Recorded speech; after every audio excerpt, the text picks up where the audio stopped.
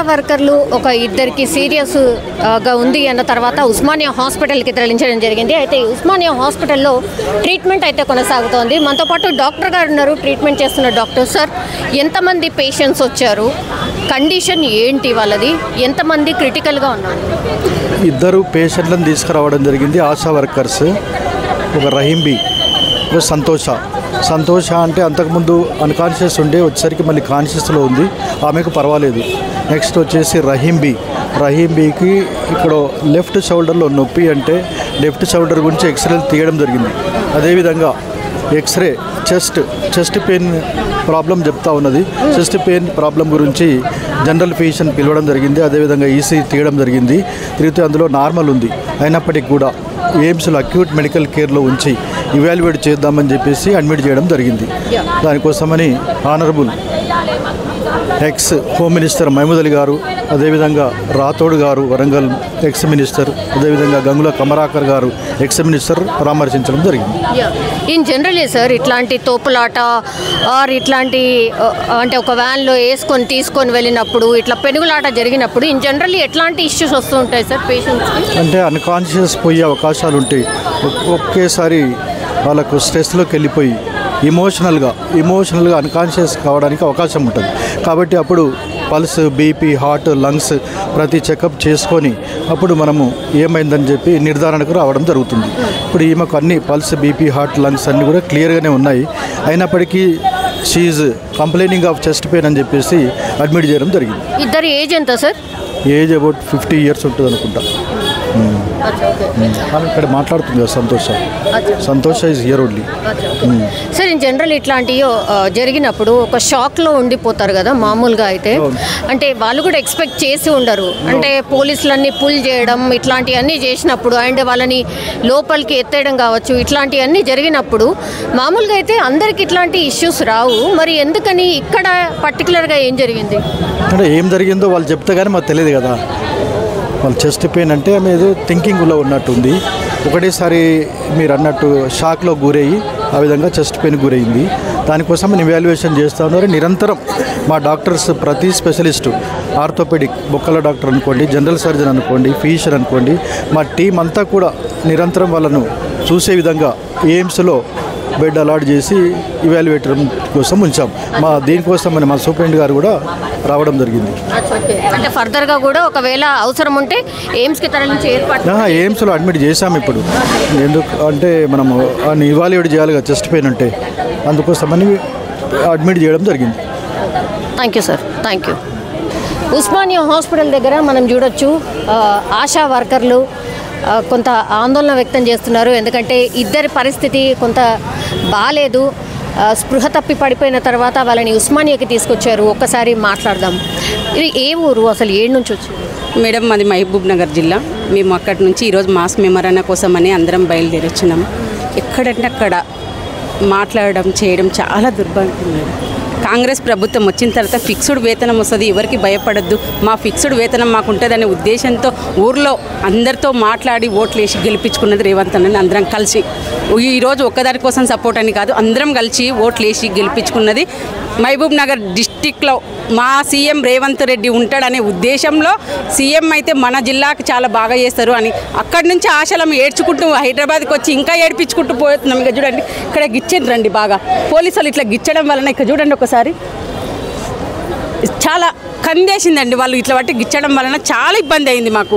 ఈడొకటే కాదండి, ఇంకొకటి ఎర్రవల్లి మధ్యలో షాద్నగర్ సికింద్రాబాద్ వెళ్తుంటే అక్కడ మధ్యలో ఒక ఆశా వర్కర్ కళ్ళు తిరిగి స్పృహ తప్పి పడిపోతుందని పోలీసుకు చెప్పి బండి ఆపడం, ట్రాలీ ఆటో ఆపడము, అక్కడ ఆమె పడిపోవడము, పోలీస్ దగ్గరకు వచ్చి చూడడం కూడా చూడలేదు. చూడకుండా మేము అందరం దిగేసి ఆమె గురించి చూసుకుంటూ వాటర్ జల్లుతూ చూడ్చుకుంటూ ఆమె గాలి ఇసురుతూ ఉంటుంటే వాళ్ళు మమ్మల్ని వీళ్ళు దుంకి పారిపోతున్నారు అని ఇన్ఫర్మేషన్ ఇస్తున్నారు అక్కడున్న పోలీసు. అట్లా కాదండి, మేము ఇక్కడ ఏం చేస్తున్నామో చూడండి, ఫస్ట్ ఆమె పడిపోయింది, ఆమెకు స్పృహ లేదు అని కూడా చెప్తున్నాం. మేడం చెప్తున్నా కూడా అర్థం చేసుకోకుండా ఆ టోపీ కూడా అక్కడనే వదిలేసి వెళ్ళిపోయిండు మేడం. మా నుంచి మమ్మల్ని అక్కడనే దింపేసి, ఏంటి మేడం ఈ హైదరాబాద్ అంటే మాకు తెలుసా మేడం అసలు మేము ఎక్కడెక్కడి నుంచో వచ్చాము, ఎక్కడెక్కడి నుంచో వచ్చి ఎక్కడెక్కడి నుంచో ఇది చేసాం. మాకు హైదరాబాద్ ఏం తెలుసు అసలు? సికింద్రాబాద్ దాటిన తర్వాత ఏ పోలీస్ స్టేషనో తెలియకపోయే మమ్మల్ని పోలీస్ స్టేషన్లో తీసుకుపోయి కూడా పెట్టలేదు మేడం. అసలు మమ్మల్ని రోడ్డు మీద ఇడిచిపెట్టి ఆమె పడిపోయిందనే ఉద్దేశంలో మేము ఆమెను పట్టుకున్నాం, ఆటోలో తీసుకుపోదాం. ఎక్కడుంది హాస్పిటల్ అని వెతుకుతున్నాం మేడం. అసలు ఆమెకు ఆ తర్వాత హాస్పిటల్ అక్కడ లేకపోవడం వలన ఆమెకు వాటర్ దాపిచ్చి కొంచెం జ్యూస్ దాపిచ్చి కొంచెం బాగా రాసి గాలి ఊపడం వలన కొంచెం కవర్ అయింది మేడం. అక్కడ ఎంతమంది వచ్చారు? మేము ఈరోజు 2000 వరకు వచ్చినాం మేడం. మధ్యలో అరెస్ట్ చేసింది కాబట్టి 2000 వరకు వచ్చినాం మేడం. 2000 మంది. కానీ చాలా బాధాకరం మేడం ఇక్కడ, ఎందుకంటే ఏ ఆడపిల్లకు కూడా ఇట్లా జరగొద్దు అని కోరుకుంటున్నాం మేడం. ఇంకొకటి ఏంటంటే ఇట్లా 18,000 ఇస్తా అన్నది నీవే కాబట్టి మేము అడుగుతున్నాం మేడం. అదైతే ఏమి ఇది కాదు కదా మేడం. అడిగించుకోవడం అనేది ఏం కొత్త కాదు. ఎందుకంటే మాకు 500 జీతం నుంచి కేసీఆర్ గారు మాకు ఇప్పుడు 9,900 వస్తుంది మేడం, ఫోన్ బిల్తో సహా. ఇప్పుడు ఫోన్లు కూడా పనిచేయట్లేదు, చాలా ఇబ్బందులు ఉన్నాయి మేడం మాకైతే. ప్రతి జిల్లా నుంచి డిఎంహెచ్ఓలు డిపిహెచ్ఎన్ మేడం ఫోన్ చేస్తూ ఉన్నారు. మా ఫోన్లు మా తోన్లో పోలీసులు గుంజుకున్నారు. లేవా ఫోన్స్ లేవా? మేము ఇచ్చారు మేడం, ఇప్పుడు ఇచ్చారు, అప్పుడు గుంజుకున్నారు. మాకు ఫోన్లు ఎత్తడానికి కూడా లేదు. ఇచ్చిన తర్వాత చూస్తే డిఎంహెచ్ఓ 5 సార్లు ఫోన్ చేశారు, డిపిహెచ్ఎన్ మేడం 4 సార్లు ఫోన్ చేశారు. ఏం చేస్తాం మేడం? మేము వర్క్ చేసి వచ్చినాం అక్కడ. ఈ రోజు వరకు నిన్న చేసి వచ్చినాం మేము. ఆ తర్వాత కూడా ఇబ్బందులు పడి ఏంటి మేడం ఇది మాసం మెమరాన్ అయ్యడానికి కూడా డ్రెస్ వేసుకొని రావడానికి అవకాశం లేకుండా పోయింది కదా మేడం. అసెంబ్లీని ముట్టడించలేదు మేడం. మేము వచ్చింది కమిషనరేట్కి మేడం, మా బాధలు చెప్పుకోవడానికి వచ్చినాం సార్కి. Thank you madam.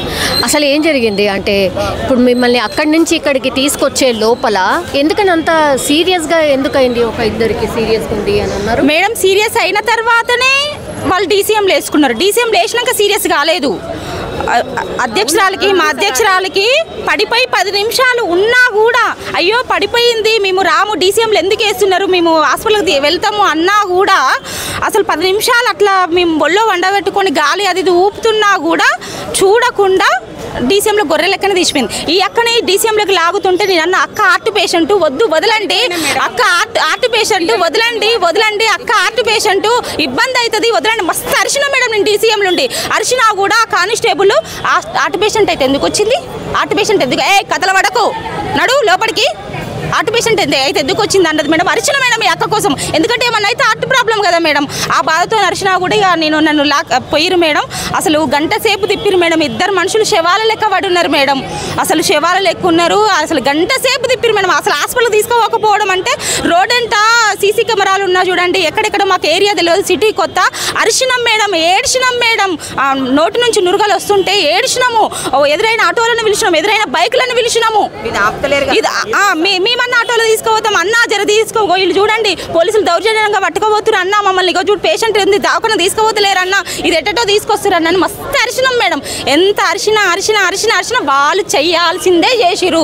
వాళ్ళ గమ్యం, వాళ్ళ ఇన్స్ట్రక్షన్స్, వాళ్ళ రూల్స్ అండ్ రెగ్యులేషన్సే ఫాలో అయ్యారు తప్ప కానీ మా పానాలతో చెలగాటం ఆడిరు మేడం. ఆ గంట సేపు మేడం ఖచ్చితంగా 12:10కి ఎక్కితే 1:20కి 1:40కి పోలీస్ స్టేషన్కి వచ్చినాం మేడం.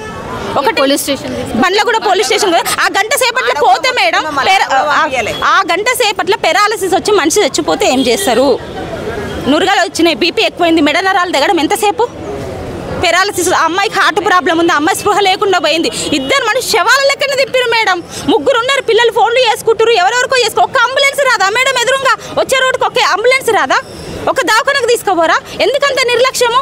ఏమడిగినాం మేము? మేమైతే అనవసరంగా అడుగుతలేము కదా, మా కడుపు కోసం అడిగినాం మేము. మీరు ఇస్తా అన్నదే అడిగినాము, మేము బలవంతంగా కూడా అడుగుతలేము. మీరు మేనిఫెస్టోలో పెట్టిన డిమాండ్లు మీరు ఇస్తా అన్నారు, మీరు మేనిఫెస్టోలో పెట్టిరు కాబట్టి అసెంబ్లీ ఈరోజు నడుస్తుంది కాబట్టి ఈ రోజు గుర్తు చేయడానికి వచ్చినాం మేము. మీ దౌర్జన్యానికి రాలేదు, మీ అసెంబ్లీ ముట్టడించలేదు, మీ సెక్రటరీ ముట్టడించలేదు, సీఎం ఇంటికి పోలేదు, మీ మంత్రుల ఇంటికి పోలేదు. మా డిపార్ట్మెంటు మా సార్కి ఇవ్వడానికి వచ్చినాం మేడం. సామరస్యంగా వచ్చినాము. అయినా ఎందుకు మా డిపార్ట్మెంట్కు మా సార్కి ఇవ్వడానికి వచ్చినాము మేడం. ఇప్పుడు లెప్రసీ సర్వే నడుస్తుంది 14 రోజులు, 2 తారీఖు నుంచి లెప్రసీ సర్వే అంటే కుష్టి వ్యాధి తెలుగులో. ఆ సర్వే నడుస్తుంది. ఆ సర్వే నడుస్తున్నా కూడా ఈ రోజు పని చేసి వచ్చినాం మేడం. మేము నిన్న ఆదివారం కదా మేడం, ఆదివారం కూడా మాకు సెలవు లేదు, సర్వే నడవాలి. అయితే ఈ రోజు పని రోజుకి 20-25 తిరగాలి మేడం. ఈ రోజు సాయంత్రం మేము రేపు పోతున్నాం కాబట్టి ఈరోజు ఆ సర్వే చేసుకొని వచ్చినాం మేడం. సర్వే చేసుకొని వచ్చినాక కూడా ప్రభుత్వము డిపార్ట్మెంట్తో ఒత్తిడి మేడం, డిపార్ట్మెంట్తోని ఆశాలను ఎక్కడ కదిలియకండి, ఆశాలు ఈరోజు అటెండెన్స్ పెట్టండి, ఆశాలు పోతే తీసేస్తామని ఒక్క కమిషనర్ నుంచి సెకండ్ ఏఎన్ఎం వరకు మా స్టాప్ అంతే ఉంటుంది మేడం. కమిషనర్ నుంచి సెకండ్ ఏఎన్ఎం మా పై అధికారులు అక్కడి వరకు ఫోర్స్ మేడం. ఎవరెవరు వెళ్తున్నారు కమిషనర్ ఆఫీస్కి వెళ్తున్న పేర్లు ఇవ్వండి, వాళ్ళ మీద యాక్షన్ తీసుకుంటాం. ఇట్లా బెదిరించి ఎందుకు మేడం? మేము పని చేస్తున్నాము, 24 గంటలు పని చేస్తున్నాం, మేము పని ఆపలేదు. ఈరోజు సర్వే కూడా నిన్న చేసి వచ్చినాం. ఇంకేం కష్టము? మా డిపార్ట్మెంటే మాకు సపోర్ట్ లేకపోతే మేము ఎవరి కోసం పనులు చేయాలి? జనాల కోసమే కదా పని చేసేది, ఎవరి కోసం చేయాలి? మా డిపార్ట్మెంట్కైనా మా మీద కనికరం ఉండాలి కదా. అట్లా ప్రభుత్వం ఏం చేసిందంటే డిపార్ట్మెంట్తో మా మీద ఒత్తిడి చేయించింది. 24 గంటల ఆశ మేము లేకపోతే పని వెళ్ళని డిపార్ట్మెంటు ఈరోజు మాకు వ్యతిరేకత అయింది.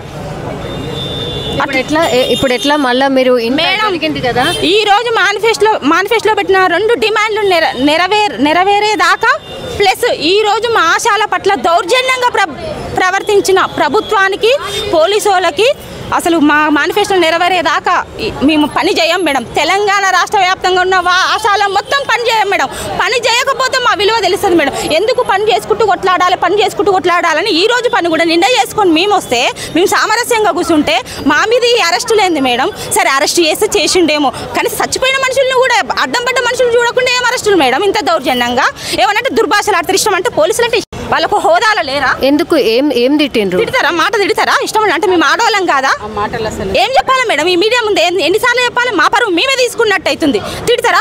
అవును, నువ్వు డోర్కు కాళ్ళు అడ్డం పడుతున్నాయి కాబట్టి నువ్వు నెట్టుతురు, మీరు పోలీసు వాళ్ళు నెట్టుతురు కాబట్టి అక్క అరిసి ఓపిక లేక ఇట్లా అన్నది. అచేతనంగా వచ్చింది చెయ్యి, ఆమె కావాలి వాంటర్లీ చేయలేదు. ఇంటలేవు ఎందుకు అని అన్నది. ఇంటలేవు ఎందుకు సార్? కాలు పోతుంటే ఆ వీడియోలు అన్నీ ఉంటాయి, మీకు తెలుసు కదా. చెప్పినా కూడా అన్నందుకు లంజదానా ఈ పని అయిపోయిందని ఒక్కటే పని ఫోటోలు తీసుకోండి మేడం. ఈ ఫోటోలు తీసుకొని మళ్ళీ ఊకుందా ఇంకో లేడీ కానిస్టేబుల్ వచ్చి తెలివిగా ఎగిరెగిరి కొట్టింది అక్కని. మరి ఇంకెక్కడ తప్పు ఉంది మేడం? మమ్మల్ని అన్న మాటనే మిగిలిపోయిందిగా. దెబ్బ కొట్టినందుకు దెబ్బ కొట్టినావు నువ్వు, మరి మమ్మల్ని అన్న మాటకు మేమేం చేయాలి? మాకు క్షమాపణ చెప్పాలి. ఈ మాటను మేము తీవ్రంగా ఖండిస్తున్నాం. ఆశా వర్కర్లు మొత్తం ఈ మాట తీవ్రంగా ఖండిస్తున్నాము.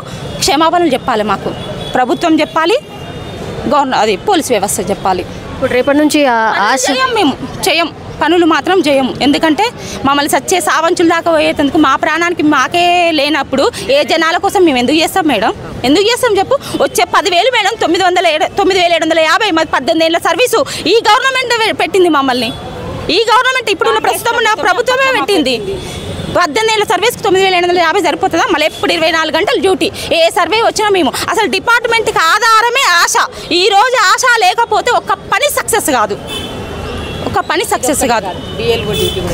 ఏదొక్కటి సక్సెస్ కాదు. ఇంకా మస్తు అసలు అన్ని అధికారుల వేధింపులు ఉంటాయి, అటు జనాలతోని సమస్యలు. మాకు అసలు ఈ కాంగ్రెస్ ప్రభుత్వం వచ్చిన తర్వాత మెడిసినే సరిగ్గా రావట్లేదు, అటు జనాలతో దొబ్బులు.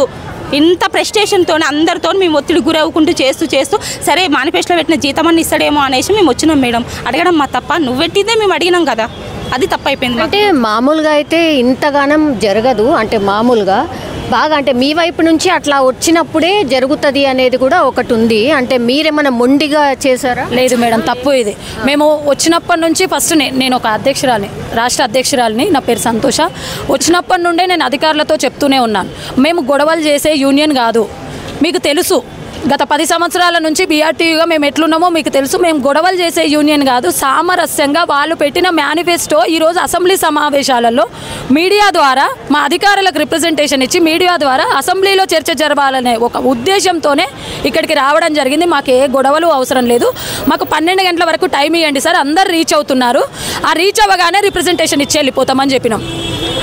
టైంతో సహా చెప్పినాం మేడం మేము 12 గంటలు. ఎందుకంటే చాలా జిల్లాల నుంచి వస్తున్నారు, ఆదిలాబాదు, మంచిర్యాలు, భద్రాద్రి, ఇట్లా అటు సైడ్ పోతే ములుగు, భూపాలపల్లి, చాలా లాంగ్ నుంచి వస్తున్నారు. కాబట్టి 12 గంటల వరకు మాకు అవకాశం ఇవ్వండి. మహిళలం మేము, ఎంతో అర్ధమరాత్రి లేచి వస్తున్నారు కాబట్టి అందరు రీచ్ అయిన తర్వాత ఒక రిప్రజెంటేషన్ ఇచ్చి వెళ్తామని చెప్పినాం. సహకరించండి అని ప్రాధాయపడ్డా నేను. అప్పటికే వాళ్ళు అక్కడ ఉన్న ఎస్ఐ గారో మరి సిఐ గారో ఎవరో అసలు మా దగ్గరికి రావడం, ఆ ఫ్లెక్సీని దొక్కడము, చాలాసార్లు ఫ్లెక్సీని దొక్కడం, వాంటెడ్లీ ఫ్లెక్సీని దొక్కుతూ మా దగ్గరికి వస్తూ ఇంకెంతసేపు ఉంటారు ఇక్కడ, ఇంకెంతసేపు ఉంటారు, పోండి సైడ్కి పోండి, లేకపోతే ఇంకా ఇక్కడ నుంచి వెళ్ళకపోతే మేము మిమ్మల్ని అరెస్ట్ చేస్తాము. ఇక్కడ నుంచి ఆ సైడ్కి పోతారా పోరా, సైడ్కి పోయి మేము ఏం చేస్తాం మేడం? మేము రిప్రజెంటేషన్ ఇచ్చి వెళ్తామన్నాం, 12 గంటలకు వెళ్ళిపోతామని చెప్పినాం, రిప్రజెంటేషన్ ఇచ్చి టైంతో సహా చెప్పినాం. అయినా ఓపిక లేకుండా రెచ్చగొట్టి కావాలని వీళ్ళు సామరస్యంగా ఉన్నారు, ఎలాగైనా గొడవ చేయాలనే ఒక ముఖ్య ఉద్దేశంతో అక్కడ రెచ్చగొట్టడం జరిగింది.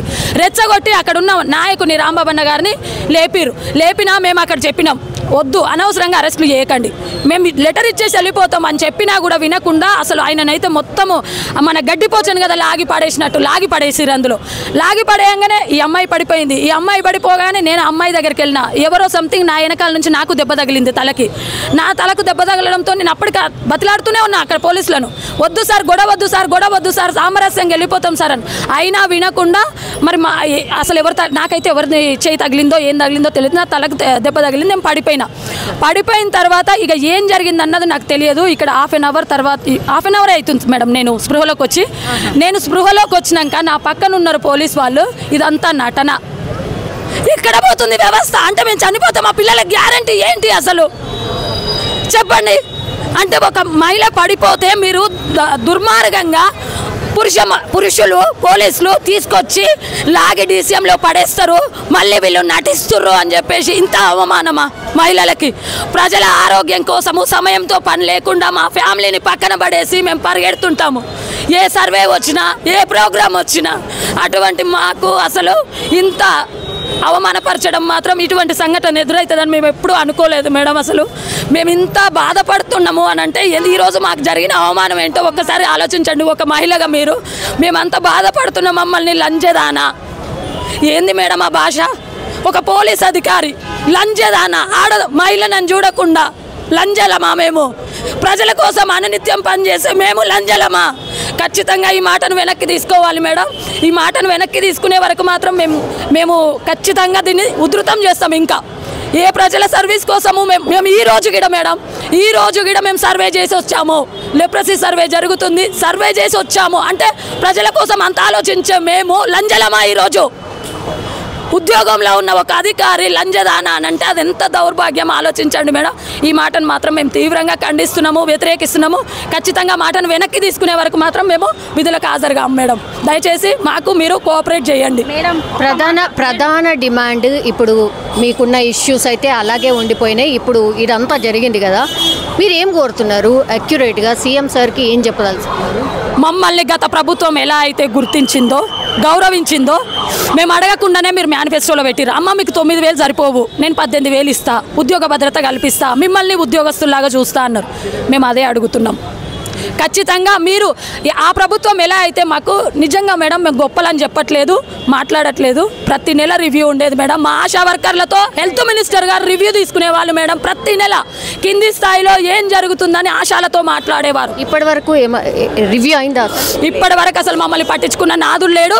ఈ ప్రభుత్వం వచ్చిన తర్వాత ఎక్కడికక్కడ మిమ్మల్ని తొలగిస్తామని బెదిరింపులకు జరుపుతున్నారు. ఈ పని మాది కాదు, మా జాబ్ చాట్లో లేదు, మేము ఉద్యోగస్తులం కాదు, మాకు జీవో లేదు, మాకు ఫిక్స్డ్ వేతనం కాదు, గౌరవ వేతనమే మాకు ఇన్ని పనులు చెప్తే ఎలా? మేము చేయలేము, మా పని కాదు, మేము చేయలేము, మా జాబ్ చార్ట్ ప్రకారమే మేము చేస్తాము అని అంటే అవసరం లేదు, మేము చెప్పిన ప్రతి పని చేయాలి, లేదు అంటే పక్కకు జరుపు, కొత్త ఆమెను పెట్టుకుంటా. ఇలా బెదిరింపులకు పాల్పడుతూ ఈ రోజు కూడా ఎక్కడికక్కడ ఆశాలను బంధించే ప్రయత్నాలు చేసిర్రు. ఆశాలను రానియొద్దు హైదరాబాద్కి అని బంధించే ప్రయత్నం చేసి మిమ్మల్ని ఈరోజు హైదరాబాద్ పోతే లెటర్ ఇవ్వడానికి పోతే మిస్గైడ్ చేసి ధర్నాకు పిలుస్తున్నారు. మేము వినతి పత్రం అనే అక్కడ అధికారులకు కూడా మేము కమిషనరేట్లో రిప్రజెంటేషన్ ఇచ్చాం. ఈరోజు వినతి పత్రం ఇవ్వడానికి వెళ్తున్నాం, దాన్ని మిస్గైడ్ చేస్తూ ధర్నాకు వెళ్తున్నారు. మీరు ఆ ధర్నా పేరుతో వెళ్తే మిమ్మల్ని తొలగిస్తామని చెప్పి బెదిరించి భయపెట్టి భయభ్రాంతులకు గురి చేసి ఎక్కడికక్కడ అణచివేయాలని చూశారు. అయినా ఈరోజు అంత భయపడకుండా బెదరకుండా మా వాళ్ళందరూ హైదరాబాద్కు రావడం జరిగింది. హైదరాబాద్కు అక్కడ ప్లేస్కు చేరుకోకుండానే రోడ్డు క్రాస్ చేస్తుంటేనే పట్టుకున్నారు మేడం. వాళ్ళ ఆశాలో తెలియదు, ఎవరు అన్నది తెలుసుకున్నది లేదు, ఏదీ లేదు, రోడ్ల మీదే బంధించారు. అసలు దుర్మార్గమైన చరిత్ర. మేము ఏమంటున్నామంటే మమ్మల్ని మా సేవల్ని మేము అడగలే, గుర్తించిర్రు, గౌరవిస్తా అన్నారు. మీరు గుర్తించి గౌరవిస్తా అన్నదేదో చెయ్యండి. గత ప్రభుత్వంలో ఎలా అయితే మా సమస్యల్ని తెలుసుకున్నారో ఎవ్రీ మంత్ మాతో అలా తెలుసుకోండి మా సమస్యల్ని. మేము ఎంత సర్వీస్ అయినా ఇస్తాం, మేము ఉన్నదే ప్రజల కోసం పనిచేయడానికి. మాతో చేయగలిగే పని తీసుకోండి, మేము ఖచ్చితంగా చేస్తాం. ఎంతో కొంత వచ్చినప్పుడే చేసిన వాళ్ళము ఈరోజు గుర్తించి గౌరవిస్తాం. మేము పని చేయమా మేడం? మేము చేయడానికే ఉన్నాం. ప్రజల ఆరోగ్యంతో చెలగాటమాడకుండా మాతో చేయగలిగే పని మాతో తీసుకోండి, ఎంత పని ఇచ్చినా చేస్తాం. మీరు ఏ మాట అయితే మాకు హామీ ఇచ్చారో ఆ మాటను నిలబెట్టుకోండి, మమ్మల్ని గుర్తించండి, గౌరవించండి అని అడుగుతున్నాం. అంతే మేడం, మేము ఏం అడగట్లేదు. ఇంకొక మాట, ఈ ప్రెస్ ముందు మాట్లాడిన మాకు కానీ అక్కకు కానీ ఏ చిన్న చీమ కొట్టినా బాధ్యత మాత్రం కాంగ్రెస్ గవర్నమెంట్దే, పోలీసు వ్యవస్థదే. ఈ తినకు నాకు అక్క కొట్టి అనుకోకుండా తగిలింది కదా, అక్కకి మా ముగ్గురికి ఒక చిన్న చీమ కొట్టినా, ఇంకా మా ఆశాలకు ఎవరికి చిన్న చీమ కొట్టినా వాళ్ళదే బాధ్యత. ఇది ఇవ్వండి ఖచ్చితంగా, కక్షపూరితంగా తీసుకో. ఇక్కడ నుంచి మాకేమైనా జరుగుతుంది కక్షపూరితంగా తీసుకుంటాం. గవర్నమెంట్ కక్షపూరితంగా తీసుకున్నట్టే లెక్క. మాకేమైనా మీరే సాక్ష్యం, ఇక ఈ మీడియా ముందు అందుకే చెప్తున్నారు. మొత్తం మీద అది అంటే వాళ్ళు చేస్తున్న డిమాండ్ ఒకటే. యాక్చువల్లీ మాకున్నటువంటి ప్రాబ్లమ్స్ మాకున్నాయి, అట్లాంటిది గవర్నమెంట్ చేసినటువంటి ప్రామిసే మేము అడుగుతుంది. గౌరవ వేతనం పెంచుతామని చెప్పారు. 18,000 రూపాయలు ఏదైతే మేనిఫెస్టోలో పెట్టినరో ఆశా వర్కర్లను ఆదుకుంటామనేసి, అది మాత్రమే నెరవేర్చండి. అట్లాగే ఆశా వర్కర్లని ఇంత దారుణంగా ఈరోజు ట్రీట్ చేసినటువంటి విధానం ఏమాత్రం కూడా సమంజసం కాదు, మేము ఒప్పుకోము. ఎవరైతే ఆఫీసర్ మా మీద ఇంత దురుసుగా ప్రవర్తించిండో ఆయన క్షమాపణ చెప్పాల్సిందే. అప్పటి వరకు మేమైతే విధులకు హాజరు కాము అని ఆశా వర్కర్లు చెప్తున్నటువంటి పరిస్థితి అయితే కనిపిస్తోంది.